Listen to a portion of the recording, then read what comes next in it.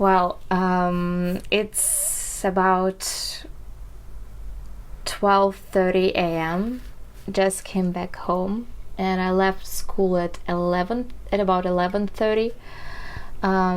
But spent an hour back home instead of 40 minutes because I was super tired, and it happened before because I was super tired. I missed the station where I have to change. And so that's why I had to come back, then make the change, and then go to the new line back to my home. And it takes some time because in Paris the trains at night, they have bigger interval between the trains, so you might wait for about 10 minutes for one train. So you have to basically wait for about 10 minutes for the next train. So that's why I just lost 30 minutes.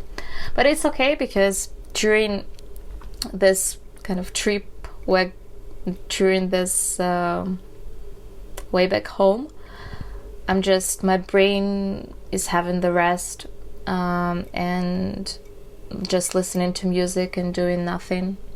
So I like it.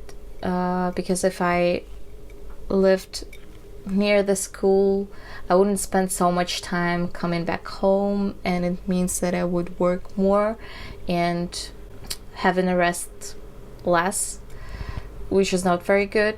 Yeah, that's it. And I feel like I need to do more sport every day because here in school we are in front of the computer. Yes, we are basically running from one floor to another, having breaks, having lunch, but it's not as you are walking around, it's not as the sport, and still just your body needs some physical activity. That's what I realized, and maybe from not tomorrow because just I came back very late, so it's better to sleep than to do sport. Maybe from Saturday I would start running at mornings and do more yoga. Now I just do 10 minutes yoga in the morning. Maybe it's better to do more yoga in the evening. I don't know. Yeah, and I saw some people that they're sleeping at school for about 3 hours a day, but it's not in the long term it wouldn't work. I know it. It's like we are humans. We have body that forces us to relax. Yeah, that's it. And sorry, just I realized that my English is getting worse at the end of the day because just I'm communicating with people both in English and French and franglais.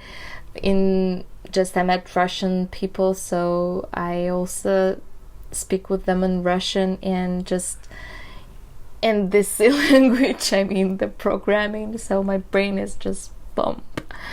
So sorry for that, but I try to keep my thoughts logical and try to express myself still in English because I really want to share this experience for more people. So in English, obviously I have more audience than if I just telling it in Russian and make subtitles. Today I started with the C language. Basically, I started with the C language yesterday, watching the videos and some tutorials, trying to understand basic concepts. But today I started doing exercises in C, and it was like the brand new world. It was so hard to understand the basic concepts, really, and with the help of the people, again, people who help you, and you just, I met some guys yesterday with whom when I was drinking my coffee, and they joined me because I was sitting in the chairs, and there were like plenty of chairs on the table, and they asked if they could sit here, and so I said yes, and we were just chatting, relaxing. And today I was on the third floor of the building, and they just saw me and told me, if you have any problems, please ask us, don't hesitate, we'll definitely help you. And they really helped me. Just as for C, I tried to my strategy was like, try to watch and understand by yourself as much as you can, then ask for help, then watch again, ask again for help, try to do exercise, ask for help, yeah, something like that. And it works, but I'm still working on it. I'm still trying to understand everything, because it's some points are not really clear and I have blank spaces. But yeah, it's only one day of C and I'm really deep into it. And the other problem is that the school wants us to understand it from the core, so we are not allowed to use functions as printf, to use for, and plenty other things that are listed in there, so as us for understand the real core of the language. That is really good, but very challenging, especially for people who haven't coded as me. And as for the C language and the shell, I realized that it's a kind of good strategy, because I haven't finished the exercises of shell 01. Today I just modified one of the exercises because some guys just told me that I had a mistake, and finished the exercise 5, and there are 8 exercises in the project. And there is a C project, and basically on the exam, which is going to be tomorrow from 6 p.m. from 6 p.m. to 10 p.m.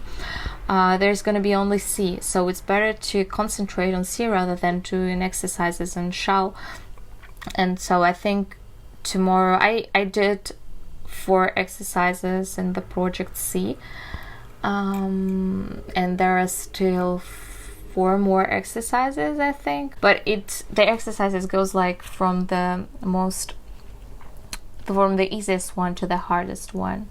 So basically you spend much more time on every exercise after another exercise. And I spent like so many hours on the last exercise that I haven't even finished. It's not the last, like the last I did, the last I started. It's the 5th exercise. Yeah, and I hope that tomorrow I will understand the C language more as to pass this exam. The guys told me that it's like if you do 25% of the exam, it means that you pass it at minimum. That's my goal, and I hope it's gonna work.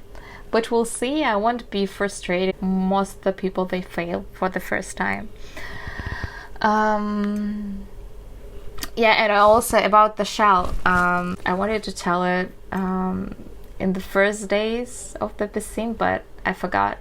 So I'll tell you it now. If you are just total zero as I was before, basically just there is a command line or terminal in the computer, which you just tell the computer what to do.